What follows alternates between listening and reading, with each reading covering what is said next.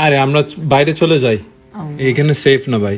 হ্যাঁ দর্শক, নেপালে অবস্থিত বাংলাদেশ ফুটবল টিমের অধিনায়ক জামাল ভুঁইয়া ঠিক এমনই একটি ভিডিও শেয়ার করেছেন যেখানে তাদের বলতে শোনা যাচ্ছে তারা সেই টিম হোটেলে নিরাপদ না, এমনকি টিম হোটেল ছেড়ে নিচে নেমে যেতে চাচ্ছে ফুটবলাররা।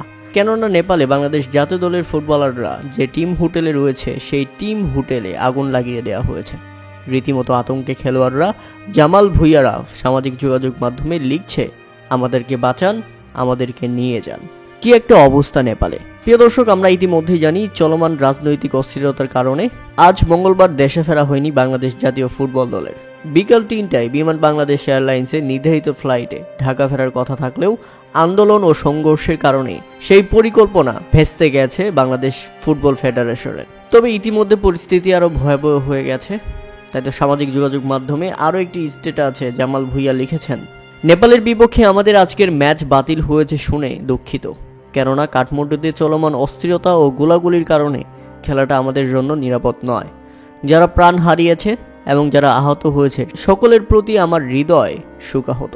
তবে এরপরে ঘটনা আরও অস্থির হয়ে পড়ে। বাংলাদেশ ফুটবল টিম যে হোটেলে রয়েছে সেই হোটেলে ইতিমধ্যে আগুন ধরিয়ে দেওয়া হয়েছে। প্রিয় দর্শক, সবাই বাংলাদেশ ফুটবল টিমের জন্য দোয়া করুন। আশা করি তারা নিরাপদে দেশে ফিরে আসবে।